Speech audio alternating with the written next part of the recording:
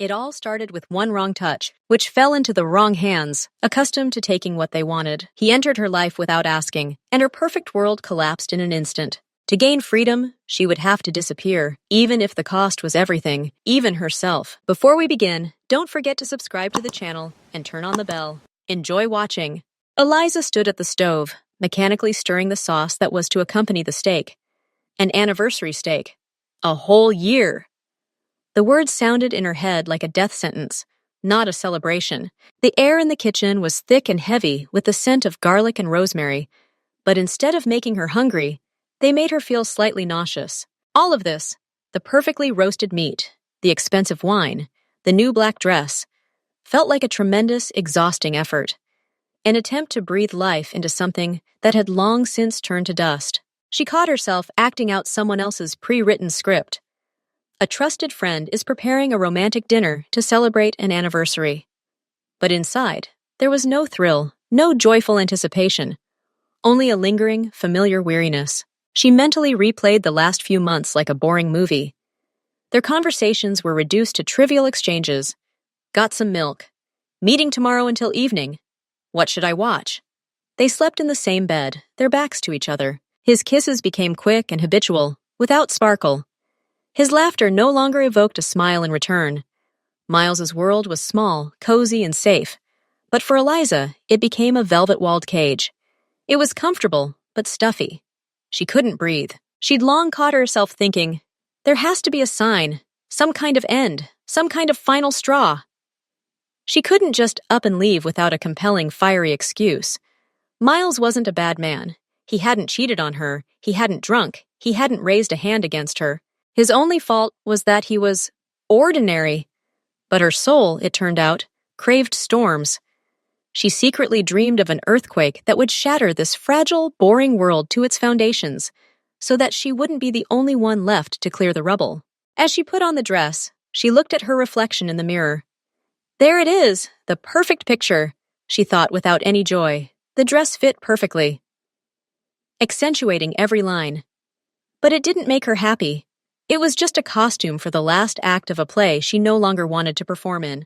As she lit the candles on the table, her hands didn't tremble with excitement. It was a ritual, devoid of any magic. She looked at the two glasses, the two place settings, and saw not romance, but a symbol of her loneliness together. They were together, but she had never felt so alone as in these moments of quiet, predictable anticipation. And then, as if in response to her silent cry, the universe threw her the first clue. The first hint of the coming storm. Miles was late, already 40 minutes late.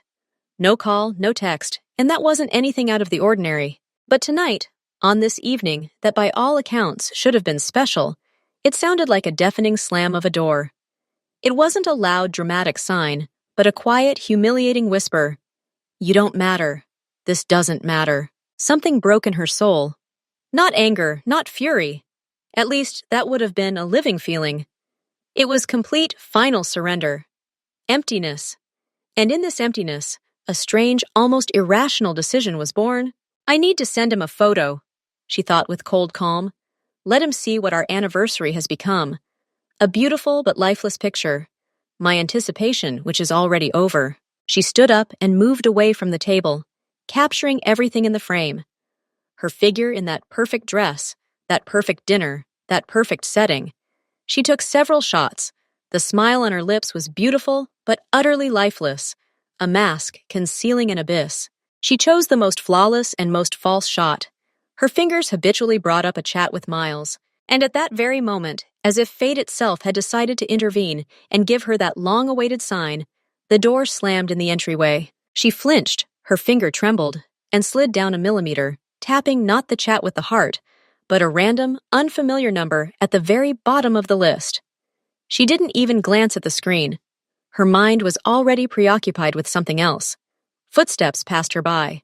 Her heart sank, not from disappointment, but from a strange relief. A few more minutes of reprieve before the inevitable conversation. She pressed send and put the phone down. A mistake had been made. The photograph, full of her longing, disappointment, and silent farewell, flew not to the one who had caused these feelings, but to nowhere. Or rather, not to nowhere, It flew straight into the hands of a man for whom this picture was not the end, but the very beginning. The beginning of everything. And as Eliza snuffed out the candles, looking at the cooling, uneaten dinner, she felt not sadness, but a strange, aching anticipation. As if the door to her cage hadn't simply opened, it had been ripped out by a powerful, invisible explosion from somewhere beyond. The sign she'd been waiting for had arrived. Quiet, technological, in the form of an error message. And her life, dull and predictable, ended in that moment. She didn't know it yet, but her soul, hungry for change, had already begun to sing. Okay, let's be honest. The office was silent. The clicking of the keyboard, the hum of the servers, all of it remained behind the heavy door. A silence reigned here, a silence Kim Ji-hoon valued above all else. He sat at a massive dark wood desk, his posture upright, his movements economical and precise. He was reviewing a financial report. Numbers, sums, routes, names.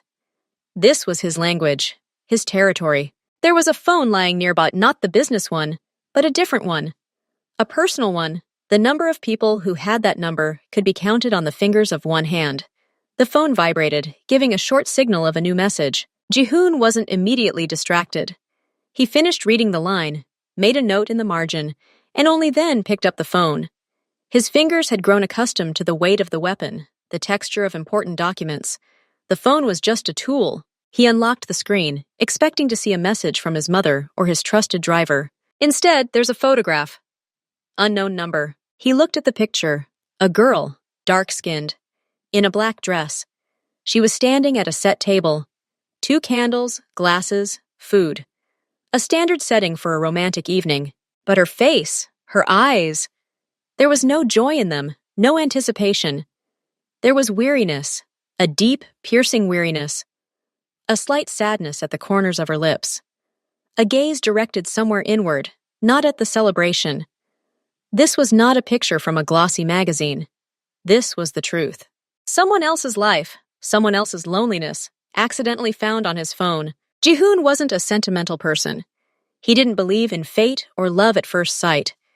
He believed in facts, in logic, in expediency. But this photo had a different effect. It didn't evoke simple curiosity or sympathy. It provoked an immediate, visceral reaction, a clear, precise impulse in the brain. Find her. It was inexplicable. Illogical. Women in his life came and went. They were beautiful, smart, helpful, but they were part of the background. This girl in the photograph was different. Her image, her genuine weariness, momentarily pierced his armor. He saw something real in her, something that was missing from his own world, constructed according to the laws of force and calculation. He zoomed in. He wasn't examining her body, but the details of the background. The wallpaper, the furniture, the dishes on the table. It was all ordinary, cheap, a typical apartment in a residential area. He searched for any clue. The apartment number, the reflection in the glass, the name of the store on the packaging. Nothing, just her face. His finger pressed the call button. The connection was established almost instantly. Minho, Ji-hoon said. His voice was low and even, emotionless. I have the number. I need everything. The owner, the registered address, and the actual residential address. The place of work, the full dossier. Use all your resources. I'm waiting. He didn't explain why. There was no need.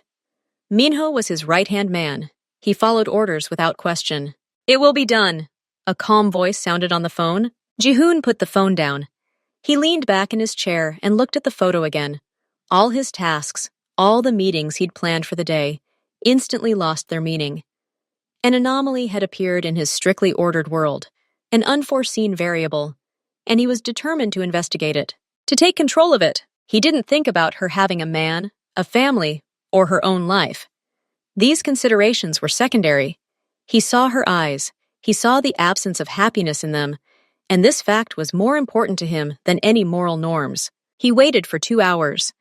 He didn't seem outwardly impatient. He continued working, signing documents, answering emails. But part of his mind was occupied only with that. Waiting. The phone vibrated. Minho. Speak. The owner of the number is Eliza Jackson, came the voice from the receiver. 25 years old, works as a graphic designer at the Vector Advertising Agency. Lives at 124 Central Avenue, apartment 38. Registered there. According to the mobile operator, the phone is located in the area of this address. It is not listed in any databases. Lives with Miles Roberts, 30 years old, a manager at a logistics company. The couple is not officially married. Jihoon listened without interrupting. All the information had formed a clear pattern in his head. "Do you have a photo?" he asked. "I have some from social media. I'm sending them." Several more photos of Eliza appeared on the phone screen. Smiling with friends at work. But Jihoon was looking for the same expression he saw in the first photo. And he found it. In some of the photos, apparently taken without unbeknownst to her, the smile did not reach her eyes. Her gaze was empty. "The apartment is named after her?" Jihoon asked. No. "It's on lease. The contract is in Robert's name." "Okay, that's it. Wait for further instructions." He hung up. His plan was set. He stood up and walked to the window. His city lay below. He knew what he had to do now. It was irrational, dangerous, stupid. But he couldn't stop. The impulse was too strong. He looked at the photograph again. "Eliza," he said mentally. His decision was final. He would find her, today. Kim Ji-hoon hung up the phone. The information had been received. Name, Eliza Jackson. Address, 124 Central Avenue, apartment 38. Employment, graphic designer. Lives with Miles Roberts. He walked to the window. His face remained impassive, but inside, everything froze in anticipation. The ordinary workday had lost its meaning. Now he had only one goal. He pressed the intercom button. "Lee, come in." 15 seconds later, his assistant entered the office. "Cancel all meetings for the rest of the day," Jihoon said. "Reschedule for tomorrow. Say there's an emergency." Lee nodded silently. "Maid. Get the car ready. The one without license plates. I'll go myself." This was unusual. Jihoon rarely drove alone. But today, he didn't want any witnesses. This was his own business. When Elle left, Jihoon went to the safe. He pulled out a simple phone with no identification and a small flat case. He checked the contents of the case. Everything was there. He put it in his inside jacket pocket, a habit of being prepared for anything. He sat down at the computer. He opened a city map.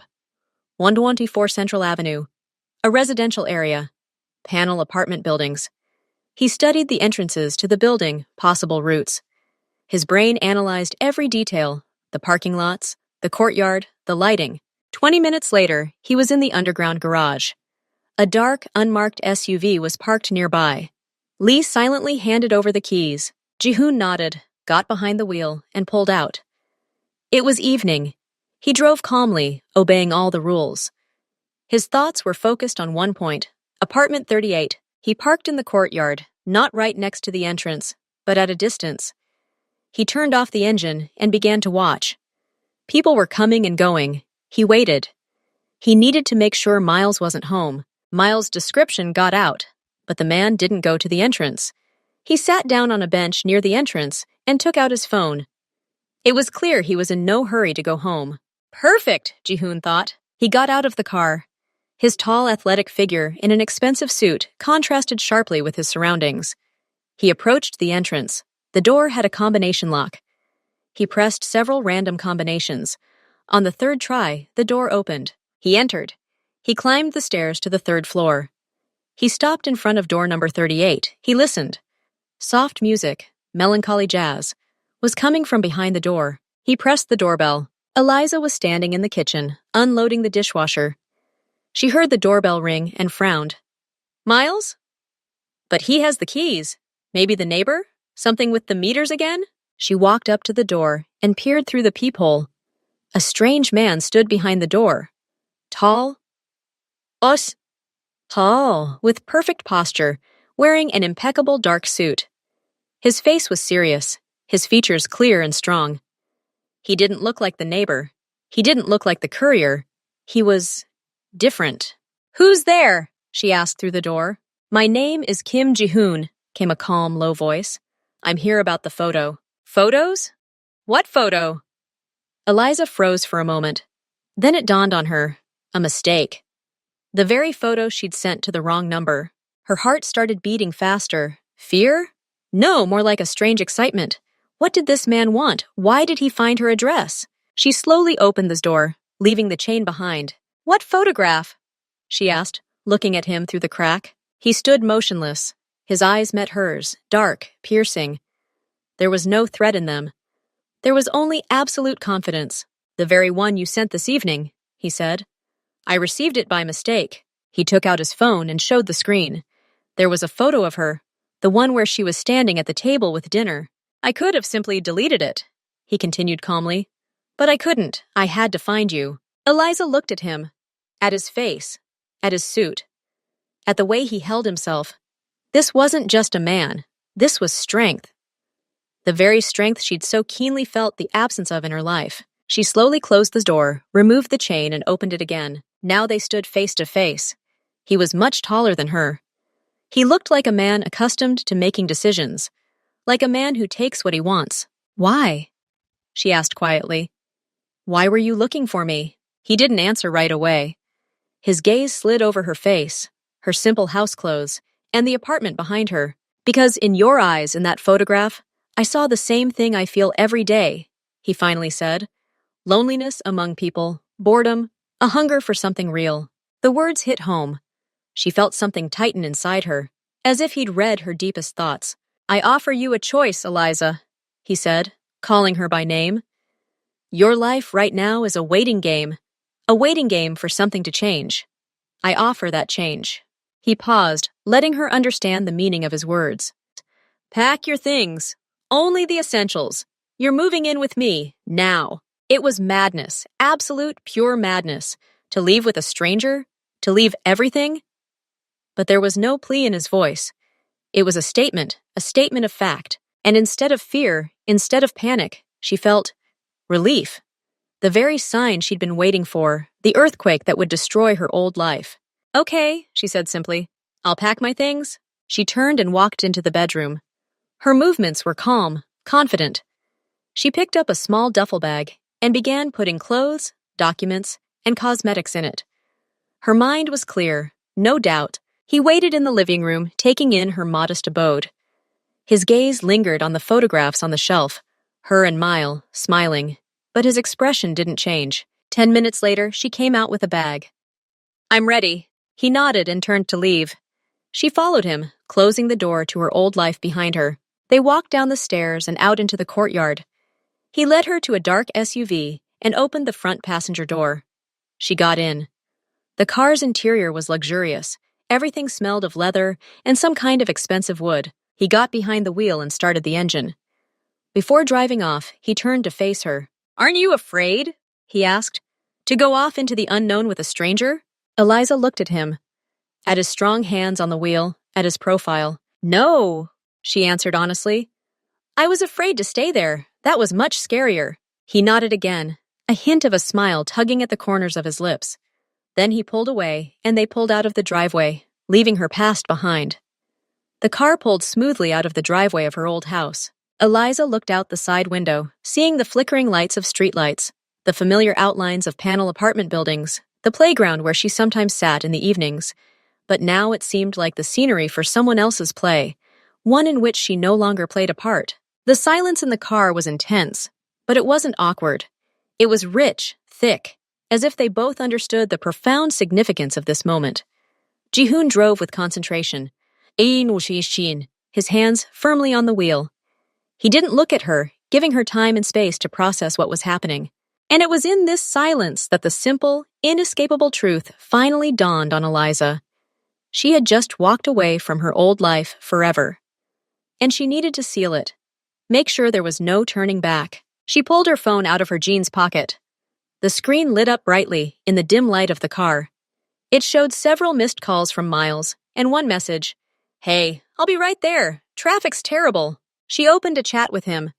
His smiling photo was her avatar. Just an hour ago, this image had evoked a familiar, albeit faded, warmth. Now it was just a picture.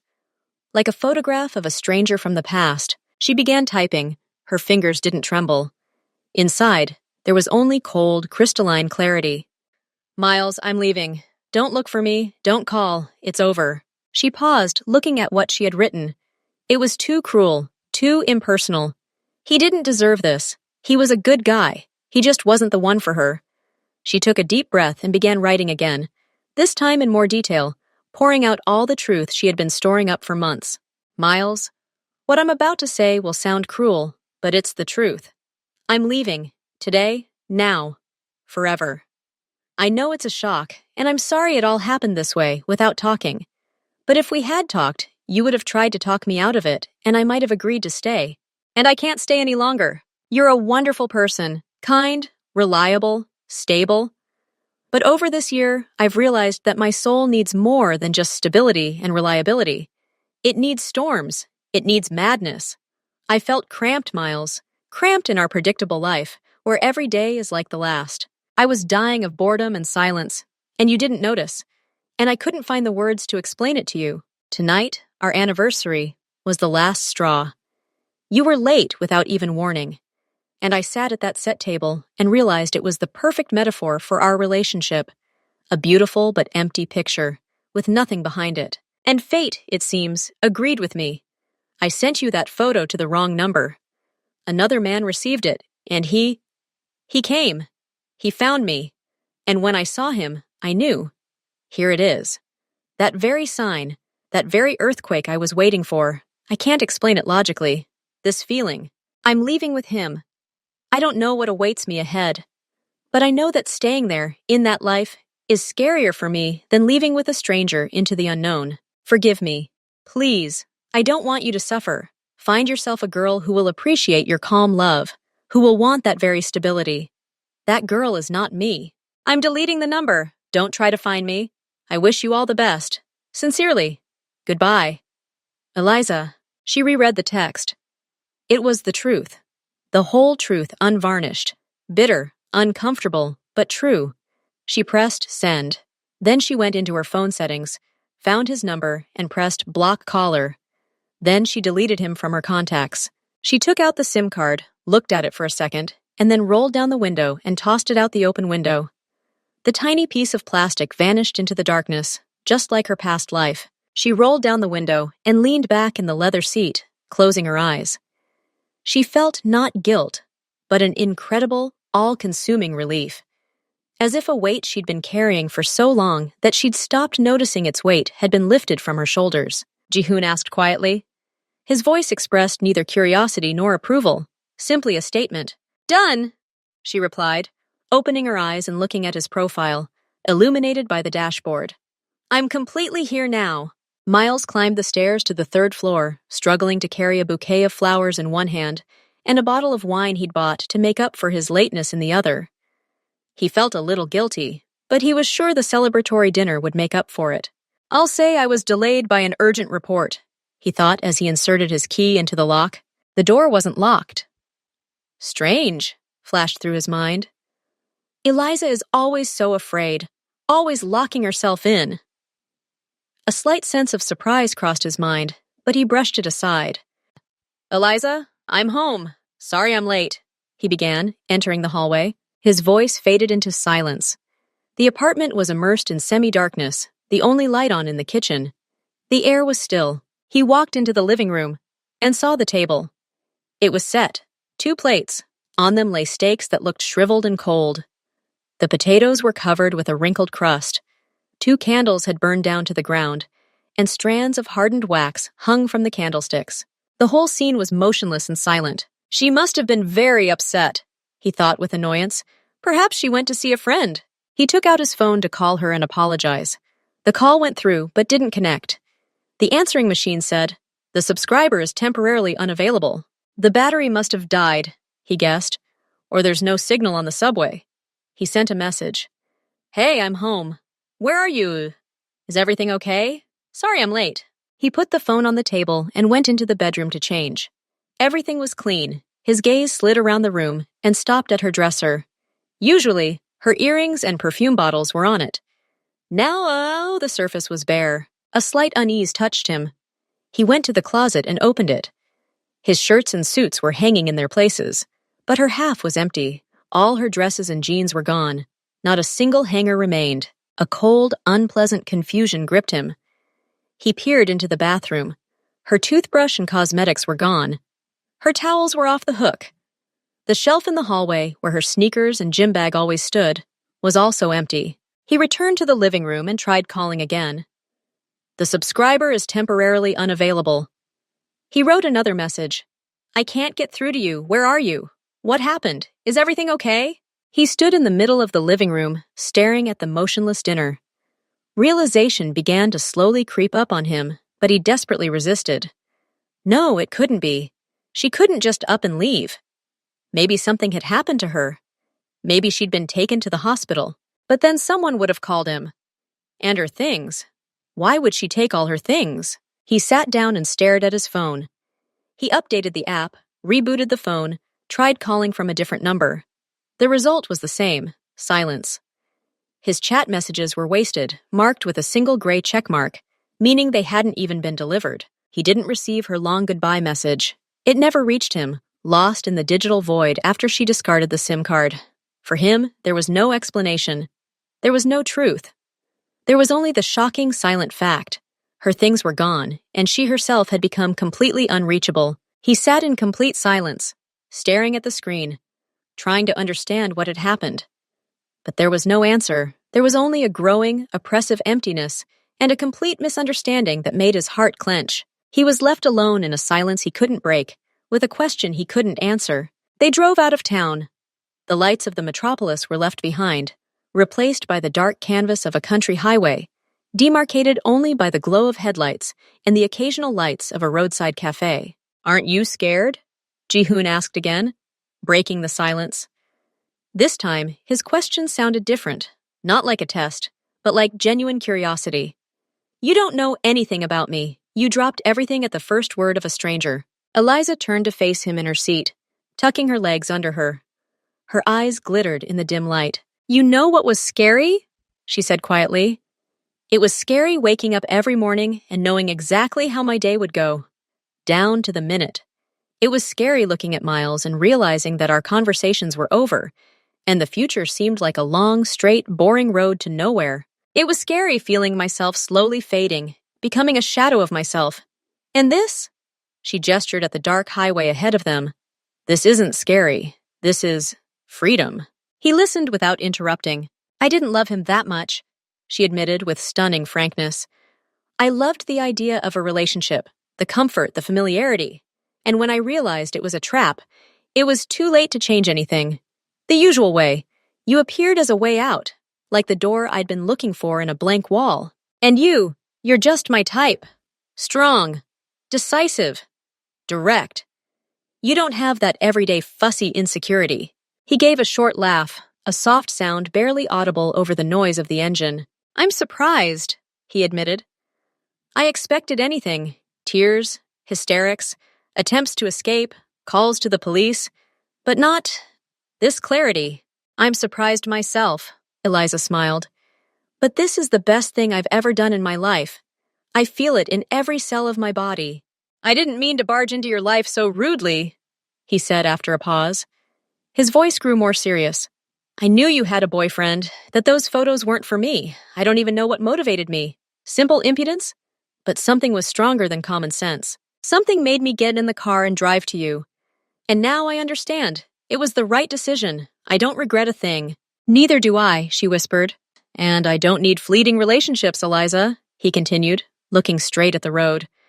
I have enough fleeting things in my life. I liked you. From the first glance, from that very photograph.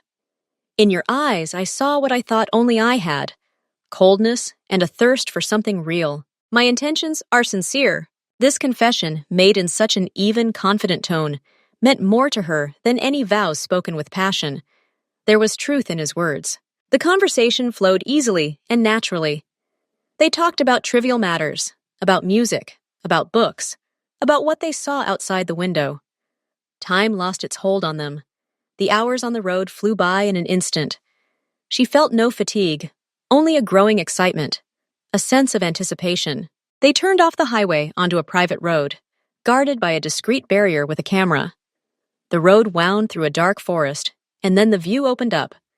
A huge, modern, high-tech house with panoramic windows pouring warm light. It stood on a ledge, and through the glass, one could see the dark expanse of a lake or river. Jihoon stopped the car in front of the front entrance. "We've arrived. This is my home. Now it's yours." They got out of the car. The night air was clean and cool, smelling of pine needles and damp earth. He took her bag and placed his hand on her back, leading her to the heavy oak door. At that moment, her phone vibrated in her jeans pocket. A new message. She froze for a moment. She had thrown away the SIM card, after all. But the phone, connected to the Wi-Fi network at home, received the message she'd sent earlier. She pulled it out. It was from Miles. That same desperate one. "I can't reach you. Where are you? What happened? Are you okay? I'm worried. I'm sure your phone was stolen, and it's not true. I'll find you and save you." Jihoon looked at her without impatience. He was giving her a choice, a final choice. Eliza looked at the message, then at his face, illuminated by the light from the house, at his calm, confident eyes. She remembered the empty half of the closet, the cold dinner, her melancholy. She opened the reply to the message and began typing. Short and final. "Miles, it's true. I'm safe, and I've made my decision. This is the end of our relationship. I'm sorry it happened. I don't want to see you again. I wish you find true love. Goodbye." She sent the message and then turned off her phone completely. She no longer wanted to be connected to that world. Jihoon asked quietly. Eliza replied and put the phone in her pocket. He opened the door for her. Warm air, scented with wood and something faintly floral, greeted them. Inside was a spacious hall with a high ceiling, minimalist furniture, and paintings on the walls. "Welcome home, Eliza," he said, and for the first time there was something more to his voice than just confidence. A quiet, deep satisfaction. She crossed the threshold, and the door closed behind her, finally separating her past and future. She didn't look back. A new life lay ahead, full of secrets, dangers, and promises, and she was ready for it. Finally. Jihoon's house were like a fairy tale. Eliza lived in the kind of luxury she'd only seen in movies. She woke to a view of the lake from her bedroom's panoramic window. A discreet but efficient maid served her. Jihoon was attentive, generous, and surprisingly normal. They spent their evenings chatting, and he talked about his business, a legitimate one, importing electronics and luxury goods. He seemed passionate about his work, a smart and collected entrepreneur. He never showed aggression or raised his voice. He took her to restaurants, bought her clothes, listened to her. Eliza began to relax. She thought she'd found her ideal, a strong but fair man who would tear her away from her dreary reality. She suppressed the sense of foreboding that sometimes stirred deep within, attributing it to the shock of the sudden change of scenery. One evening, Jihoon said he had an urgent late-night video conference with partners in Asia. "Don't wait for me. Go to bed," he said, gently ruffling her hair. "Everything will be in my office." That night, Eliza woke up thirsty. After going down to the kitchen and drinking some water, she heard from behind the office door, not the calm voices of the meeting, but Jihoon's angry, muffled cry. She had never heard such a tone from him before. It was an icy, furious voice that sent shivers down her spine. She couldn't help but listen, moving closer. "I said the debt must be repaid before dawn," Jihoon hissed. "Can't afford it? You'll work it off. Hand over your share of the port warehouses. Yes, I heard you right. This isn't up for discussion. No, Lee won't come. The accountants will deal with you. And if they come, you won't care which warehouses we're talking about. Understood?" Eliza froze, pressed against the wall, her heart pounding. Accountants. It sounded so innocuous, but in the context of his voice, the word took on an ominous, deadly connotation. Jihoon stood there. His face was a mask of cold fury, but upon seeing her, it instantly changed. The anger melted, replaced by wary politeness. "Eliza, what's wrong? Are you feeling unwell?" I was thirsty," she whispered, feeling her hands trembling. He approached her, his gaze heavy and searching. He placed his hand on her forehead. "You're shaking all over. You probably have a cold. Come on, I'll put you to bed." There was no longer the tenderness in his touch. It was commanding, controlling. He walked her to the bedroom and tucked her into bed like a child. But before leaving, he paused at the door. "And Eliza, my office, and my conversations are best left alone, for your own peace of mind. Good night." The door closed. Eliza lay in the darkness, panic gripping her. Accountants. Until dawn. That voice. It wasn't the man she knew. It was someone else. Someone dangerous. The next morning, Ji-hoon was the same as always. Calm, attentive, smiling. He pretended nothing had happened, but the illusion was shattered. Eliza began to notice details she hadn't noticed before. His 2 assistants were always present in the house. Lee and another, a silent man with a blank stare. They didn't look like office workers. Their movements were too precise, their posture too upright. They were Ji-hoon's shadow, his silent, invisible weapon. One day, while scrolling through the news on her tablet, she came across a short article about a well-known nightclub chain owner, Jang Min-sok, voluntarily transferring all his assets to Ji-hoon's holding company and leaving the country for health reasons. The article presented it as a successful business deal, but Eliza remembered that night. Jang Min-sok's name flashed through that angry monologue. She decided on a desperate step. While Ji-hoon was out of town, she approached his office again. The door, oddly enough, was unlocked. Apparently, he was so confident in his authority that he didn't expect disobedience. She walked inside. The office was immaculately clean. No papers, nothing extra. She approached the computer. It was password protected. Desperate, she began carefully opening the desk drawers. In one of them, under a folder with legal documents, she found a simple smartphone. An old model. Nothing special. Intuition told her to turn it on. The phone asked for a PIN. Desperately, she entered several random combinations. And on the 4th try, her birthday, the phone unlocked. Her heart sank. It was both flattering and terrifying. There was nothing on her phone except a messenger app with a single chat. The contact was labeled Accounting. With bated breath, she opened it. The last message was sent this morning. Brief summary. The matter with Min-seok is closed. Assets have been transferred. No traces. The message above reads, find all information on Eliza Jackson, school, university, ex-girlfriends, medical records, credit history, everything. And the very first message in the chat history, sent that very night she mistakenly sent the photo, was from Ji-hoon. I found something special. Maybe it's the weakness I never had. I have to be careful, but I can't let it slip away. Eliza recoiled from the phone as if it were a hot iron. All this time, he hadn't simply fallen in love. He had seen her as a weakness, an object. He had been conducting total surveillance on her from the very first day. He knew everything about her. Her breakup with Miles hadn't been a surprise to him. It had been the intended outcome, brought about by his arrival in her life as a savior. She was not the woman he loved. She was his greatest risk and his most valuable trophy. At that moment, the door to the office quietly opened. Ji-hoon stood in the doorway. His face was impassive, but that same dangerous spark she'd seen that night burned in his eyes. His gaze moved from her to the phone in her hand. I warned you, Eliza, he said quietly. Some doors are best left unopened. Now she was trapped. Not in a boring cage, but in a real, golden, and deadly one. And her master had just removed his mask. Ji-hoon entered the office and closed the door. The lock clicked. He didn't look angry. He looked businesslike.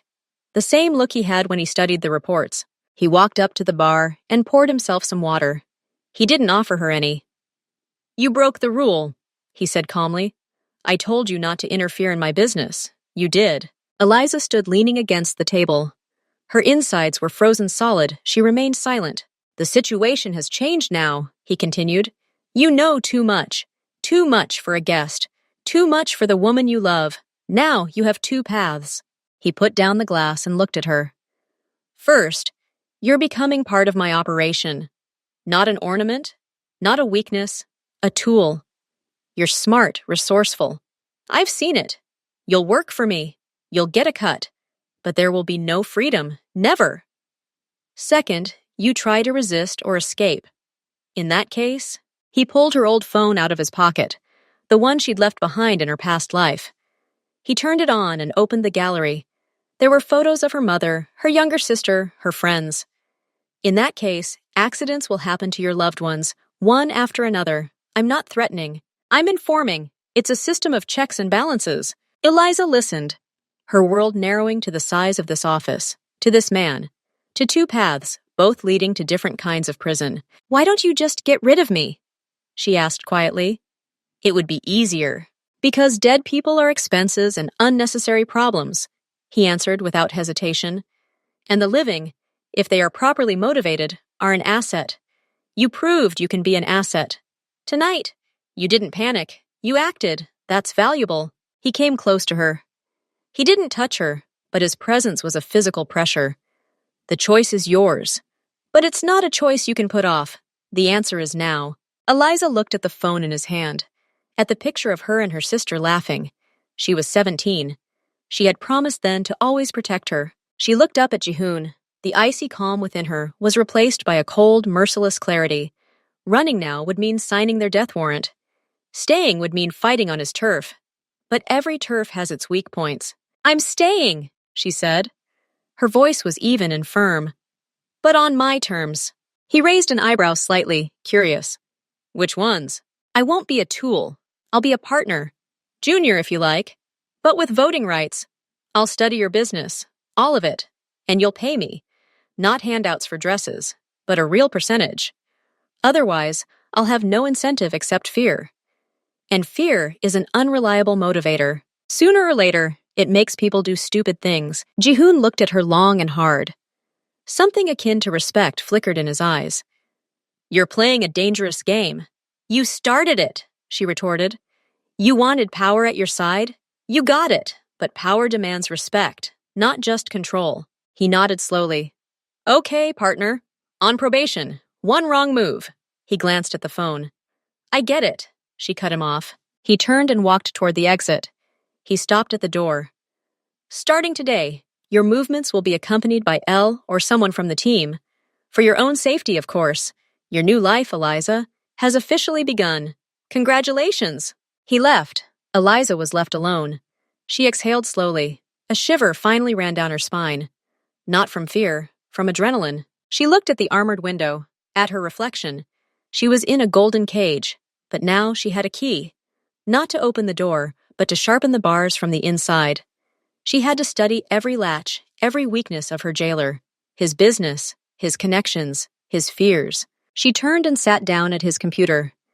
He'd changed the password, of course, but this was the first of many fortresses she would have to conquer. She was no longer a miserable girl running away from boredom. She was a hostage, having made a deal with the devil. And she was determined to outsmart him. Even if it took years, she had them now, her whole life. Jihoon's conditions had passed, replaced by a sluggish, monotonous reality. Now her life was scheduled hour by hour. Morning, breakfast under Lee's supervision. Afternoon, reviewing documents under the guise of assistance in a legitimate business. Evening, dinner with Jihoon, during which he watched her appraisingly. One afternoon, while sorting through her electric bills, she came across a receipt from the flower shop. Dated that very day, their anniversary. Miles had ordered a bouquet. He wasn't just late, he was on his way with flowers. Eliza put the folder down and walked over to the huge window. It was raining. The glass was cold. She looked out at the perfectly manicured lawn, the wet tiles by the pool, the high fence topped with barbed wire. Everything here was perfect, sterile, and soulless. And she suddenly remembered her old balcony with a painful clarity. Small, with peeling paint, with a box where she'd tried to grow petunias.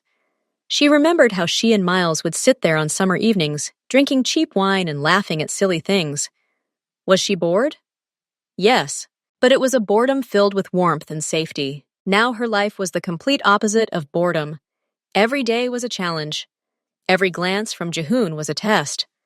She lived in constant tension, like a string. And this interesting life turned out to be unbearable. She used to complain about predictability. Now she'd give anything for one predictable, boring evening, for the chance to simply relax, without worrying about what she might say being misinterpreted, for the chance to go out alone, just to buy a coffee, without the constant gaze of a bodyguard. She missed her job, her irritating but so lively colleagues, her bosses grumbling, the feeling of accomplishing a project. Now her job consisted of being a hostage with a pretty label partner. 7:00 a.m.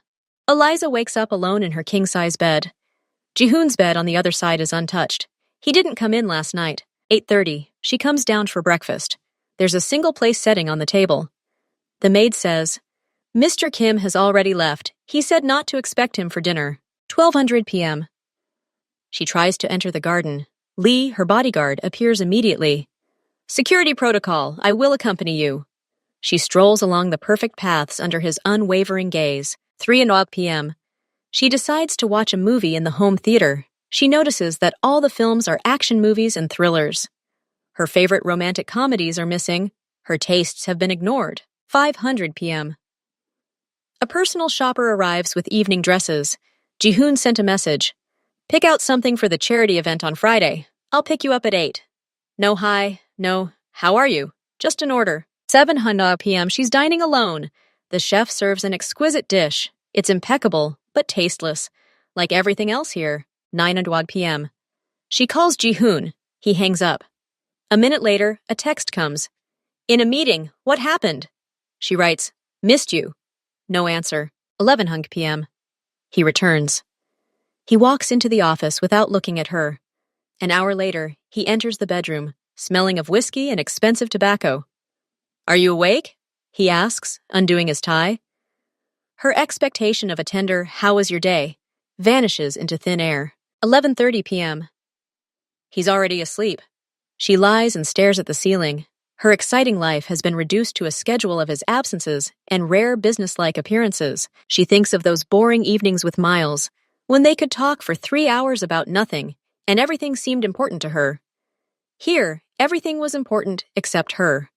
Luxury became the backdrop for the most sophisticated solitude. One night, she woke up to what she thought was a bird calling outside her window. She listened. There was silence. Absolute silence.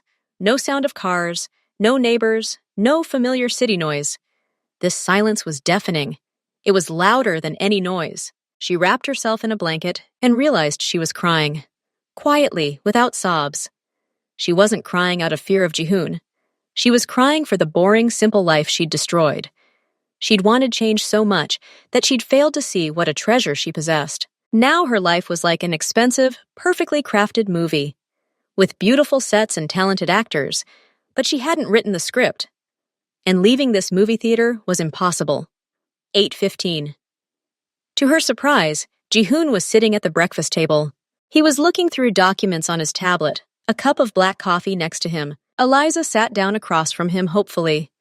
She wanted to tell him she hadn't slept well, to share some trivial detail. Good morning, she said. He nodded, not taking his eyes off the screen. Morning. Elle entered the dining room with a phone in his hand. Ji-hoon raised his hand, signaling that it was okay to speak in front of her. There's a problem with the delivery at the port, Lee reported briefly. We need your solution. Ji-hoon began dictating instructions, completely oblivious to her presence. He talked about money, inconvenient people, and urgent transfers. Eliza sat and ate her omelet in silence. It was perfect, but she felt like she was chewing cotton wool. She watched him talk animatedly to his assistant, his face expressive, his eyes sparkling. She rarely saw him like this.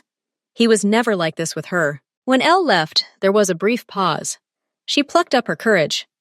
Ji-hoon, when are we finally going to spend time together? Just like that, not at some event. He slowly looked up at her, his expression distant, almost bored. Eliza, you knew perfectly well what kind of person you were getting yourself into when you accepted my offer, he said in a flat, emotionless tone. My time is worth money, a lot of it. I don't have it to spare. He took a sip of coffee and picked up the tablet again, clearly ending the conversation. Don't complicate things. You got everything you wanted. A new life, luxury, security. Don't start creating problems where there aren't any. He stood up without even finishing his coffee. I won't be back for dinner. And he left, leaving her alone in the vast, quiet dining room. She sat and stared at his empty cup. In that moment, she finally understood. She wasn't his beloved. She was just another asset in his portfolio, expensive, but not requiring much attention as long as she functioned properly. Evening came. She looked at the sleeping man. Ji-hoon. He was handsome, strong, powerful, and he was her jailer. And her old, boring boyfriend, who forgot to take out the trash but always remembered that she liked strawberry ice cream, was free. And maybe happy. The desire to rewind everything was so intense that her heart physically ached. But it was impossible. The only way was forward. through this beautiful, luxurious, and hopelessly lonely life she had chosen for herself, succumbing to a momentary impulse and illusion. One morning, Eliza came down for breakfast. Jihoon was already sitting at the table, scrolling through the news on his tablet. He nodded at her without looking up from the screen. Everything was going according to the usual, well-practiced script. "We're getting a new chef today," he remarked indifferently. "The previous one couldn't handle it. Lee's found a replacement." Eliza merely nodded, uninterested. The staff changed frequently.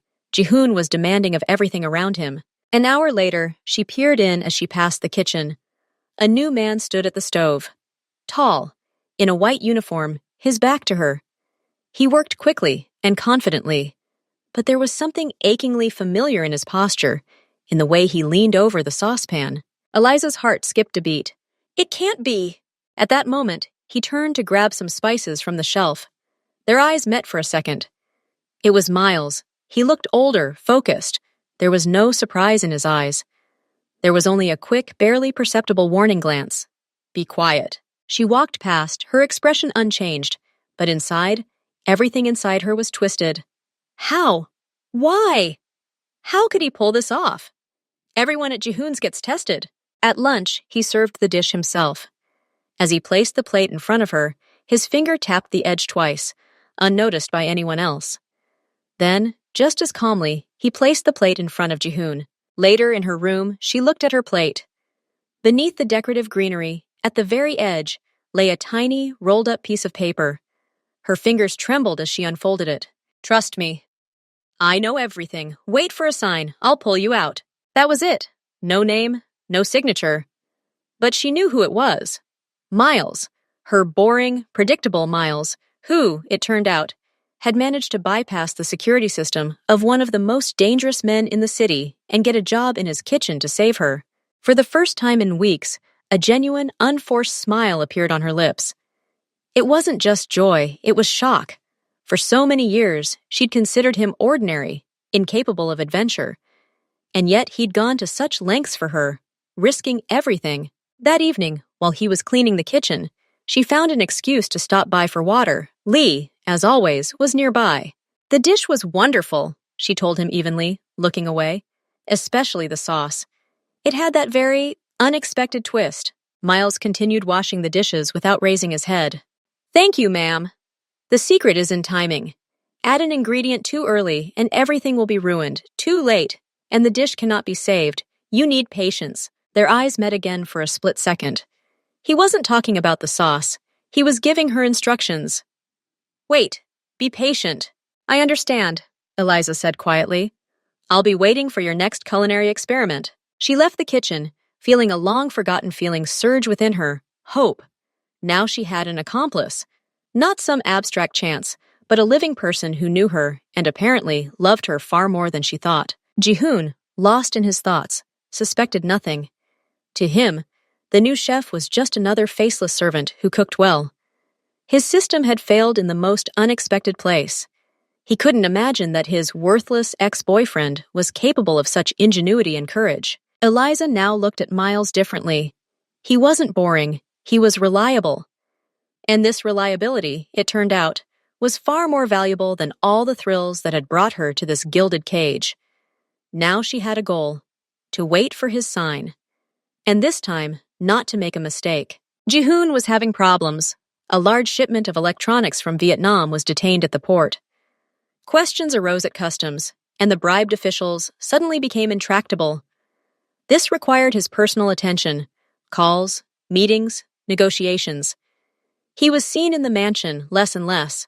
The security system worked like clockwork, but the owner himself had let down his guard, plunging into crisis. He was confident Eliza was under control. She was quiet, studying documents, making no sudden movements. His system of checks and balances, he believed, was working flawlessly. Miles took advantage of this. As a cook, he had access to the grocery delivery schedule. He noticed that fresh fish was delivered from Norway once a week in large insulated containers. These containers were loaded into the basement, and the empty ones were taken back the next day. One day, when Eliza went into the kitchen under the pretext of getting a drink of water, Miles, wiping the countertop, quickly whispered without looking at her, "Tomorrow, In the morning, a large gray fish container. It will have a compartment for ice. It's hollow. Inside is a change of clothes, a wig, a passport, and money. At 10:15, the guards change, and one person remains at the gate for 5 minutes. The container will be removed at 10:20. Eliza almost dropped her glass. The plan was insanely simple and therefore brilliant. Who would look for a fugitive in an empty, stinking fish container? Security checked everything at the entrance, but at the exit, they only briefly scanned the invoices. "How did you?" she began. "I was a logistician, remember?" He smiled slightly at the corner of his lips. "I know how all the transportation systems in this city work, and how holes form in them. Trust me." Eliza had been on edge all evening. This was her only chance. She followed Miles's instructions. She wore dark, non-marking sweatpants and a t-shirt that wouldn't stand out in the city. She left all the jewelry Jihoon had given her in the jewelry box. They were part of the life she was fleeing. She hid under her clothes only the very same package that he gave her later. A new passport in a different name, a wad of money, and a simple chat phone. She behaved as usual in the morning. She ate breakfast and pretended to go to the library to work on documents. At 10:10, at a signal from Miles, who loudly asked one of the guards if he wanted coffee, she slipped out of the library and quickly headed toward the service exit leading to the basement. Her heart was pounding, as if it wanted to leap out of her chest. Every step echoed in her ears like a roar. She knew there were cameras everywhere, but Miles had promised that the recording system in this area would be undergoing brief maintenance during that time. Another loophole he'd found in the security schedule. The basement smelled of fish and chlorine. She saw the same large gray container. The lid of the ice compartment was slightly ajar. No one was nearby. She looked back at the luxurious basement, this beautiful prison, for the last time. There was not a drop of regret. She climbed inside. The cramped, dark, and cold compartment contained 2 bags. One held a simple jacket, a cap, and sunglasses. The other, a bottle of water and an energy bar. Miles had thought of everything. She closed the lid from the inside. Complete darkness fell. A few minutes later, she felt the container begin to move. She was being transported to freedom. All that remained was to pass through the gates. Voices were heard outside. The container stopped. "Container removal document," said a gruff voice. It was the guard at the gate. Eliza froze, afraid to breathe. Her fate now depended on a simple piece of paper, and whether the guard would be willing to look inside what he thought was an empty container. Kim Ji-hoon wanted to check on Eliza. He hadn't had a minute all day. First, an urgent call from the port. Problems with the cargo. Then, a worried accomplice demanding an urgent meeting. Then, problems with the money transfer. He called Li. "How is Eliza?" "Everything is calm. She's in the library," the guard reported briefly. Ji-hoon nodded. He'd planned to stop by after talking with the accountant, but the conversation dragged on. Then came a message that one of the couriers had been detained. He needed to resolve the issue immediately. "Elle again. Is everything okay?" he asked, leafing through the documents. "Absolutely," she reads. Ji-hoon hung up with relief. Things were bad, but at least there was order here. He decided he'd drop by to see her that evening. Give her a hug. Make sure she was with him. But that evening, a new crisis arose. The police launched a surprise raid on his warehouses. They had to urgently mobilize all their personnel and recall their lawyers. He was so absorbed in putting out fire after fire that he didn't even notice the day fly by. He was interrupted every 5 minutes. Finally, late at night, things calmed down a bit. He got into the car and drove to the mansion. It was already past midnight. "She's probably asleep," he thought. "I won't wake her. I'll check in the morning." In the morning, he was awakened by another emergency call. The problems had returned. He left without even entering her bedroom. Meanwhile, Eliza was already preparing to escape. While he was fighting for his empire, his greatest treasure was slipping away. And all because he couldn't find 5 minutes to just walk up to her and really well look at her. Miles hated this mansion. Every shiny meter, every expensive trinket. He hated the smell of expensive polish and absolute power that hung in the air. But most of all, he hated Ji-hoon himself, the cold, self-assured man who, with his mere appearance, had taken everything from him. But when he thought about Eliza, the hatred receded. Yes, she had betrayed him, abandoned him without a word, like an unwanted object. This pain burned inside him, but when he saw her in this house, not happy, but frightened and trapped, like a bird in a golden cage, the anger towards her went away. He understood. She hadn't escaped to happiness. She had escaped boredom and ended up in hell. And he still loved her. Stupidly, irrationally. But he loved her. So he turned a blind eye to her betrayal. His goal now was one: to get her out of here. Miles used his logistics background to identify weaknesses in Jihoon's system. He noticed that security was slacking off during the morning shift at 10:15, and that empty containers were less thoroughly inspected. His plan was simple and daring. Hide Eliza in a container for empty containers. He arranged for the driver to be bribed, disguised as a prank, and prepared false documents. The container rumbled down the road. Eliza held her breath, listening to every sound outside. Then the car stopped. Voices, the muffled words of the driver, and the guard at the exit. Her heart was ready to jump out of her chest. Then, the screeching of the barrier, and the car moved off again, picking up speed. They were outside the gate. Half an hour later, the container opened. Blinding daylight hit her eyes. Miles stood against the sky. He silently extended his hand, helping her out. They were in an abandoned parking lot on the outskirts of town. A nondescript old car was parked nearby. "Quickly!" was all Ananya said. They climbed into the car in silence and drove off. Miles chose country roads over highways.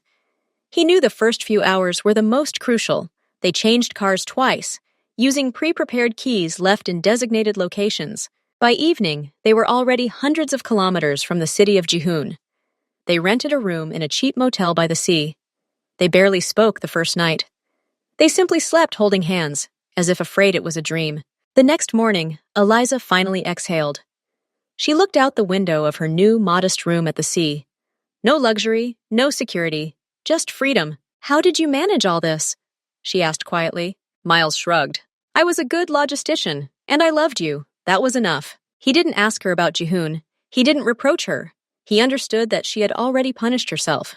They sold a few pieces of jewelry that Eliza, on Miles's advice, had nevertheless taken with her as startup capital. With the money, they bought a small apartment in a quiet seaside town. Miles got a job at a local logistics company. Eliza, using her design skills, began taking orders online. Their life began anew. It was simple, sometimes difficult, but completely theirs.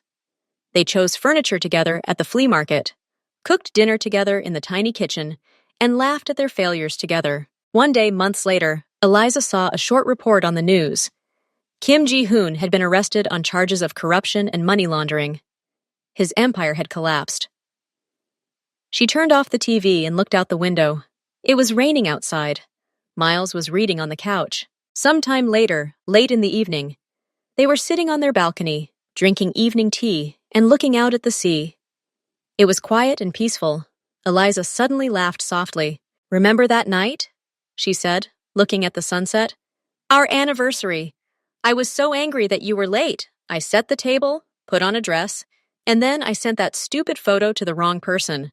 Miles nodded. He remembered. "I thought it was the biggest mistake of my life," she continued, her voice growing serious. "It turned out to be the best thing I ever did.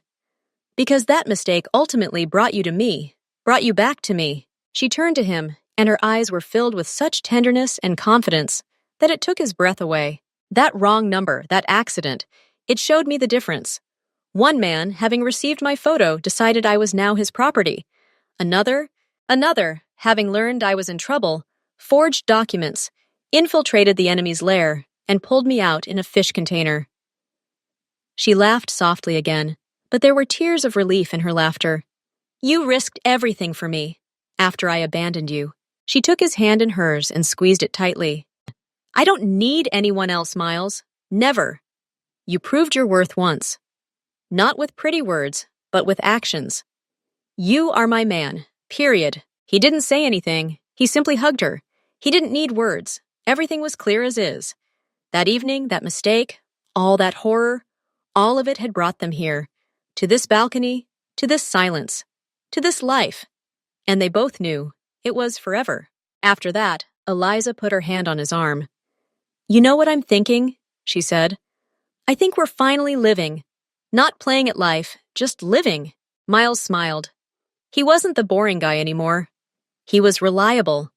And it turned out that was the most interesting and valuable quality in the world. Me too, he replied. And you know what? I like this boring thing much better. They didn't become rich. They didn't have luxury. But they did have something money can't buy. Peace of mind. They could argue over trivial matters without fear of disaster. They could make plans for the future, maybe open their own small cafe or just go on vacation to the mountains. Their life was like that sea outside their window, sometimes calm, sometimes stormy, but always free. They'd been through thick and thin to understand a simple thing. True happiness isn't about thrills. It's about having someone to share a silent breakfast with, and that brings warmth and peace. And they found it, together. The life of Mafia boss Kim Ji-hoon quickly fell apart. First, his business failed. Then he was arrested. The trial was short. He received a long sentence. All his wealth and power disappeared. While in prison, he thought a lot. And his biggest regret wasn't the loss of money or power. He felt sorry for that girl, Eliza. He remembered the first time he saw her photo. He'd thought he'd fallen in love. But now he realized he'd been drawn to her because he saw a chance in her eyes. A chance for a normal life. For simple things. Coming home to the woman he loved. Having dinner together, talking. But he ruined everything. Instead of trying to be just a man for her, he became her jailer. He intimidated her, surrounded her with guards, controlled her every move. He thought that this way he would make her his forever. But in the end, he lost her. She ran away. And now he sat in a cell, realizing that she was his only real chance at happiness. And with his stubbornness and cruelty, he had destroyed that chance. The most important thing he realized was this. The strongest walls aren't concrete and bars. They're the walls a person builds around their own heart. He was so afraid of losing her that he pushed her to escape. And now his only companionship is the silence of his cell and the bitter thought that everything could have been different if he had once acted like a common man, not a mafia boss.